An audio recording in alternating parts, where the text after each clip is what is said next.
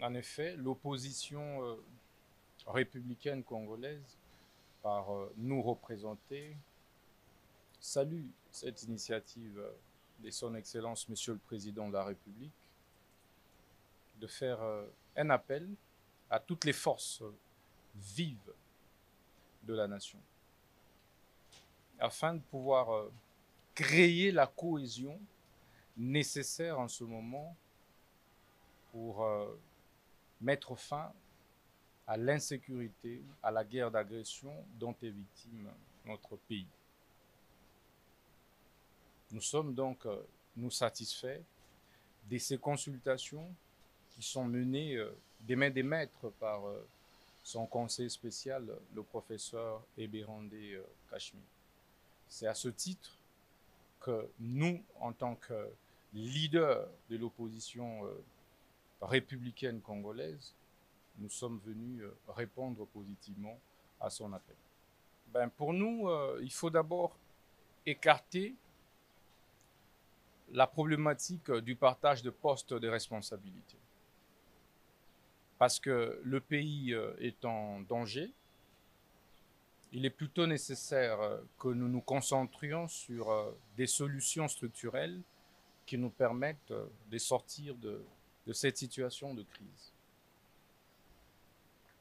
Et c'est pourquoi nous avons suggéré en lieu et place du gouvernement d'union nationale qu'il soit plutôt mis en place un gouvernement d'ouverture. Ouverture parce qu'il peut y avoir des compatriotes talentueux et pris du patriotisme qui puissent accepter justement de servir la République en cette période de crise. Et qu'il n'est pas question aujourd'hui de tourner autour des critères comme celui lié au poids politique. Parce que nous devons régler une situation inédite. C'est la guerre qui sévit dans la partie est du pays. Les critères qui doivent prévaloir, c'est donc la compétence, le patriotisme et surtout la loyauté envers la République. Et de ce point de vue, le plus important, c'est de maintenir, je veux dire, l'architecture gouvernementale actuelle, avec la première ministre actuelle, Judith Souminois, mais ajoutée par des réaménagements techniques, quelques membres, pour ne pas casser l'élan du travail qui se fait déjà. Sinon, nous allons passer de l'éternel recommencement à l'éternel recommencement. Ça ne sert pas le pays. Ici, il ne s'agit pas de la politique des hautes toits des lacs que je m'y mette. Je pouvais dire, oui, en tant que chef de file de l'opposition, il faut plutôt me nommer moi Premier ministre, etc. Mais ce n'est pas ça le plus important. Ce n'est pas ma personne qui pourra résoudre la question d'insécurité qui est à l'est du pays.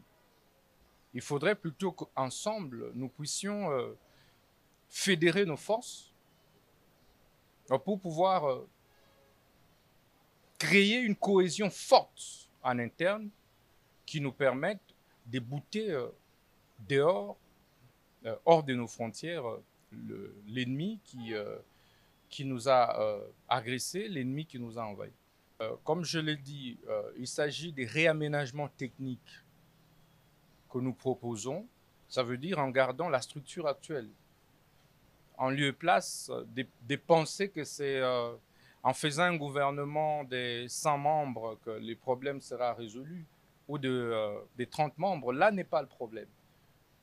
Donc le problème de l'insécurité à l'est du pays est d'ordre patriotique d'abord. Nous devons comprendre que le pays est en danger et que nos égos doivent céder place au patriotisme et à la loyauté envers la République. Savez-vous, lorsque un serpent entre dans une maison et trouve parents, enfants en train de se disputer, de se chamailler, Je pense que le réflexe normal et naturel, c'est que les membres des familles se fédèrent pour pouvoir tuer les serpents et par la suite revenir sur leurs disputes pour en trouver une solution. Et donc nous sommes exactement dans la même situation. Il ne faudrait pas dire, moi je ne veux pas tuer parce que tel m'a insulté, etc. J'en appelle donc ici à, au sursaut patriotique, surtout des compatriotes et frères et sœurs de l'opposition, de la société civile qui hésitent encore. Ça ne sert à rien de pouvoir externaliser nos problèmes. Ici est le lieu et le cadre par excellence pour que nous puissions discuter et formuler des propositions concrètes. On ne réglera pas le problème de l'insécurité à l'est du pays en faisant la politique de haute toit des là que je m'y mette. Parce que ceux qui vont également partir pourront être frustrés. Donc ce n'est pas ça le problème. Donc nous allons alors aller de frustration en frustration. Il faut nous regarder en face pour nous dire la guerre qui sévit à l'Est nécessite la cohésion et que des propositions, s'il y a, autant mieux venir les déposer auprès de l'envoyé spécial du chef de l'État à cet effet. Et c'est pourquoi j'insiste, je réitère mon appel à toutes les forces vives, politiques et sociales de la nation, nos frères et sœurs de l'opposition politique, de pouvoir vraiment privilégier l'intérêt supérieur de la nation. Parce que si l'ennemi venait à nous arracher toute la République, nous ne saurons plus où faire l'opposition et nous ne saurons plus où gouverner. D'abord, le problème, ce n'est pas un problème interne entre Congolais. Ici, il s'agit de l'agression rwandaise. C'est un pays étranger qui a décidé d'agresser notre pays. Et il ne faudrait pas que nous donnions l'impression au monde qu'il ne s'agit pas d'une agression étrangère, mais plutôt d'un problème intercongolais. Ici, ce sont des militaires rwandais qui ont franchi les frontières congolaises et se sont retrouvés sur les territoires congolais, en l'occurrence à Goma, à Bukavu, à Rutshuru. Et que de ce point de vue, il est nécessaire que nous puissions tous parler le même langage, de quelque bord que nous puissions être. Parce que le président Tshisekedi va passer. Par ailleurs, il n'a jamais violé de constitution. Il n'a jamais violé de loi. Il n'a jamais déclaré qu'il ferait 100 ans au pouvoir. Il n'a jamais dit qu'il n'y aurait pas organisation des élections dans le prochain quinquennat. C'est pour dire en réalité que l'appel du président de la République répond à l'impératif de trouver la paix dans la partie du pays, de trouver donc à travers cette quête de la paix une fédération, une synergie de force, que nous puissions tous nous transcender nos clivages partisans à l'issue des élections de 2023 pour que nous abordions la problématique de l'insécurité dans la partie du pays avec courage. Je rappelle que c'est une question qui ne date pas d'aujourd'hui. Ça fait plus de 30 ans que la partie est du pays vit ce type d'incursion et d'insécurité. Ça fait plus de 10 millions de Congolais qui en sont morts.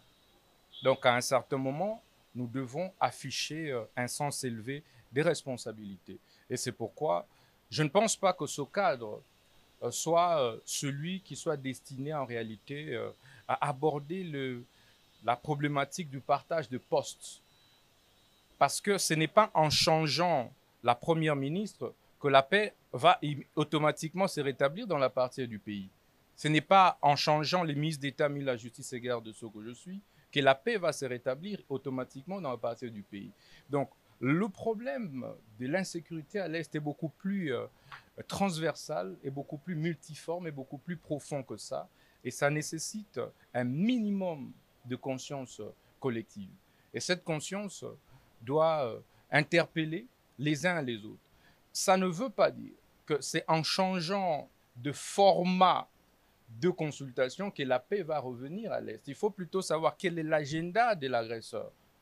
Comment ensemble nous pouvons d'abord le bouter hors de nos frontières pour que, éventuellement, s'il y a des assurances qui doivent être données sur tel ou tel aspect des choses en interne entre Congolais, le soit donné entre nous.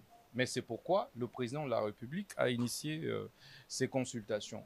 Nous pensons qu'à l'état actuel des choses, le peuple congolais attend que nous puissions, nous acteurs politiques, de l'opposition comme de la majorité, de la société civile, trouver définitivement des solutions structurelles aux problèmes d'insécurité et non apprendre que nous nous réunissons pour que voilà 50% des membres du gouvernement soient accordés à l'opposition, 50% à la majorité ou 40, 20 sociétés civiles. Ça, on va une fois de plus retomber dans les mêmes erreurs du passé.